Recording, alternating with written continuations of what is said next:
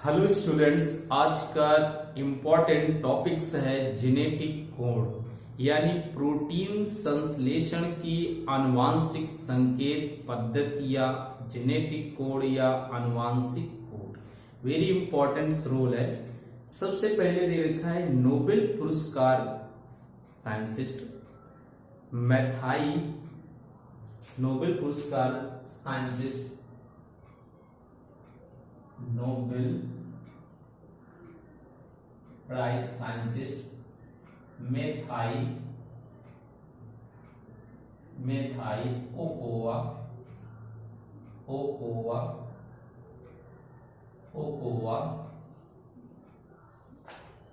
मेथाई Ochoa, Khorana Robert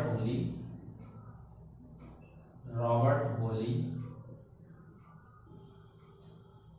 Khurana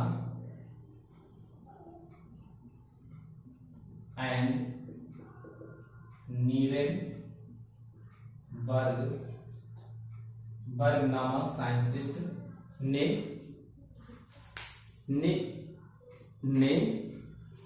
मुख्य रूप से पॉलीपेप्टाइड श्रृंखला नामक में डीएनए, आरएनए और प्रोटीन संश्लेषण के बीच संबंध स्थापित किया। ठीक है, इसमें आरएनए में उपस्थित छोटे छोटे पॉलीपेप्टाइड श्रृंखलाओं में पॉलीपेप्टाइड ए, पॉलीपेप्टाइड यू के रूप में संश्लेषण का प्रयोगशाला में प्रयोग किया। इस प्रकार की श्रृंखलाओं से इन्होंने संश्लेषित प्रोटीन श्रृंखलाओं में एक समान अणु भाग लेते हैं और ये अणु मुख्य रूप से इन्होंने भाग लेते हैं और इस प्रकार की नाइट्रोजन श्रृंखला में आरएनए पर उपस्थित नाइट्रोजन क्षारकों के अनुक्रम के रूप में उपस्थित होते हैं, जो एमिनो अम्ल के पॉलीपेप्टाइड ए तथा पॉलीपेप्टाइड यू आरएनए पर उपस्थित संश्लेषण का अध्ययन किया, जिसे लाइसिन के रूप में प्रस्तुत किया। दूसरा है आरएनए पॉलीपेप्टाइड्स यू में प्रायः मुख्य रूप से पॉलीपेप्टाइड्स के रूप में फिनाइल एलानिन नामक का उल्लेख एमिनो अम्ल में किया। अब नेक्स्ट में आते हैं, इंपॉर्टेंट आता है प्रोटीन संश्लेषण में 20 प्रकार के एमिनो अम्ल भाग लेते हैं।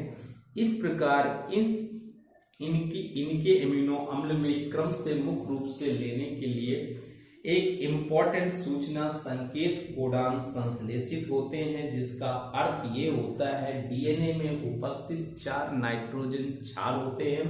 ये 4 नाइट्रोजन डीएनए में उपस्थित जो क्षार होते हैं ए, टी, जी और सी होते हैं, जिसको हम 3 ग्रुप के रूप में उपस्थित करते हैं।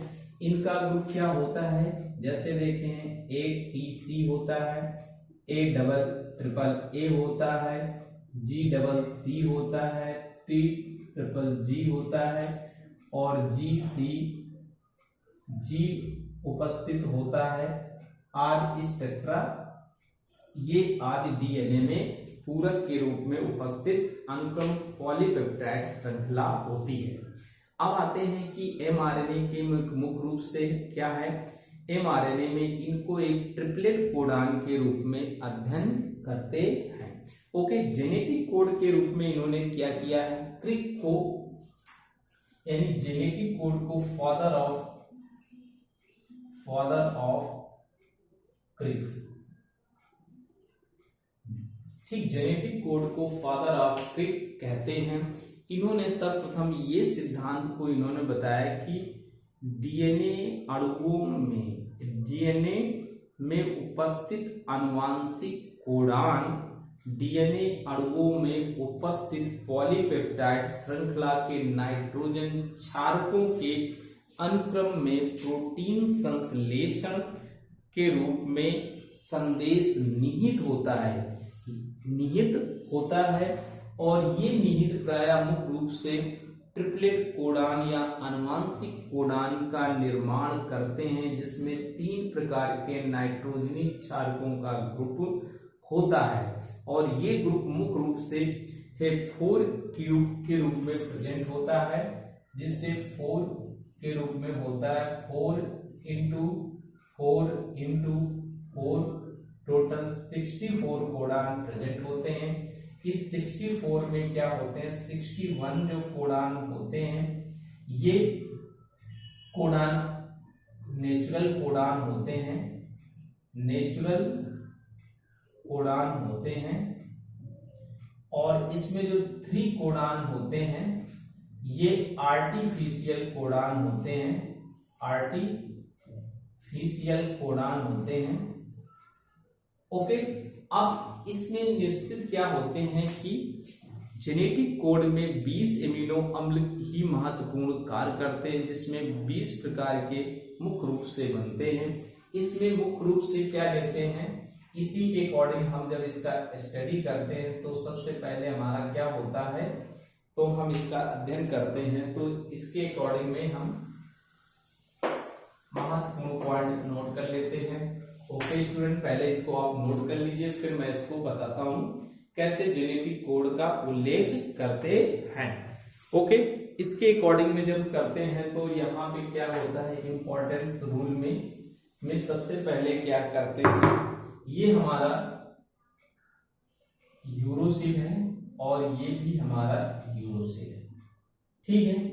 यहाँ पे हमारा साइटोसिन है, यहाँ पे भी हमारा साइटोसिन है, यहाँ पे हमारा एडेनिन है, यहाँ पे भी हमारी एडेनिन है, यहाँ पे हमारी गुआनिन है और यहाँ पर भी हमारी गुआनिन है।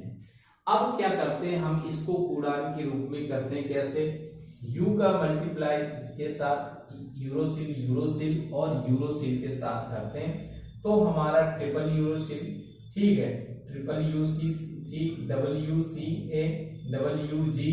तो इसे हम पहले कोडान को एमिनो अम्ल बनता है जिसे हम फेनानिन कहते हैं, और दूसरा जो हमारा बनता है इसे ल्यूसीन कहते हैं। ओके, फिर नेक्स्ट में UC और UCU UCC UCA UCG, इसको हम सेरेटीन नामक एमिनो अम्ल कहते हैं। इसके बाद नेक्स्ट पॉइंट आते हैं UAU UAC UAA UAG, इसमें ये टायरोसिन नामक एंजाइम प्राप्त होता है, किंतु इसमें ओकर इंपॉर्टेंट है।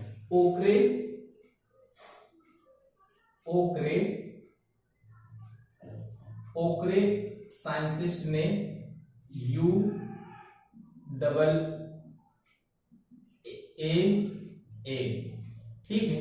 और इसके बाद है अंबर नामक वैज्ञानिक ने UAG, ये 2 टर्मिनेटर जीन के रूप में इन्होंने इसका उल्लेख किया। इसके बाद नेक्स्ट UU और G, UUG UGC, ये सिस्टीडीन नामक एमिनो अम्ल बना। इसके बाद UGA के एक और टर्मिनेटर जीन है, ओपल ने UGA, ये 3 ऐसे कोडान होते हैं जिनको इन्होंने टर्मिनेटर जीन के रूप में उल्लेख किया, टर्मिनेटर कोडान का नाम दिया, जिन्हें हम समापन कोडान भी कहते हैं। इसके बाद ट्रिप्टोफैन UGG के रूप में आता है, फिर CU CWA CUC CUA CUG, जिसे हम ल्यूसीन एमिनो अम्ल कहते हैं, एक ही नाम होता है इसलिए एक बार उल्लेख करते हैं। इसी प्रकार CCUA CCA इसे हम प्रोटीनिन नामक एमिनो अम्ल कहते हैं। CAUG सिस्टडीन होता है। इसके बाद CAG जिसे जिंटीन नामक एंजाइम एमिनो अम्ल कहते हैं। इसी प्रकार CGU और CGC CGA CGG जिसे आर्जिनिन नामक एमिनो अम्ल कहते हैं। इसके बाद नेक्स्ट आते हैं तो AUU AWA AUCA AUA AUGA जिसे एलेनिन नामक एंजाइम बनता है। इसमें एक लास्ट होता है जिसे हम प्रारंभिक कोमा मेथ इनाइटोसिन कहते हैं। ये मेथ इनिटिएशन कोडान होता है, जिसे हम प्रारंभिक या समारंभन कोडान कहते हैं। इसके बाद नेक्स्ट आता है ACU, ACCA, ACA, ACG, जिसे थ्रोडीन नामक एमिनो अम्ल कहते हैं। इसके बाद AAU, AAC, AAA और AAG, जिससे एस्निन और लिस्टीन नामक एंजाइम एमिनो अम्ल प्राप्त होते हैं। इसी तरह AGU सेरेटिन है, AGC है, AGA और ऑर्जिनिन AGG के रूप में ऑर्जिनिन नामक एंजाइम्स एमिनो अम्ल होते हैं। इसके बाद GUU, GWA, GUCA, GUA, GUA, जिसे हम वैलेनिन नामक एंजाइम्स एमिनो अम्ल कहते हैं। इसी प्रकार से GCU, ALL के रूप में GCA और GCG, इसे एलानिन नामक एंजाइम कहते हैं। इसके बाद एस्पेरेटिन आता है और ग्लूटीन आता है और लास्ट में नेक्स्ट आता है ग्लाइसिन।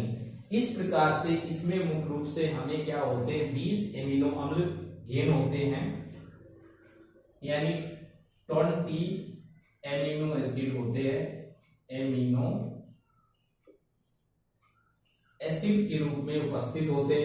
1 2 3 4 5 6 7 8 9 10 11 12 13 14 15 16 17 18 19 और 20, ये 20 एमिनो अम्ल के रूप में प्रेजेंट होते हैं। इसी को आनुवांशिक कोडान कहते हैं। Student, very important genetic code होता है। इस वीडियो चैनल को सब्सक्राइब करिए, लाइक करिए एंड शेयर करिए। ओके, इसको जेनेटिक कोड को आप फिगर ड्रा कर लीजिए, नेक्स्ट प्रॉब्लम हो उसको इंडिकेट करिए। Okay, thanks students.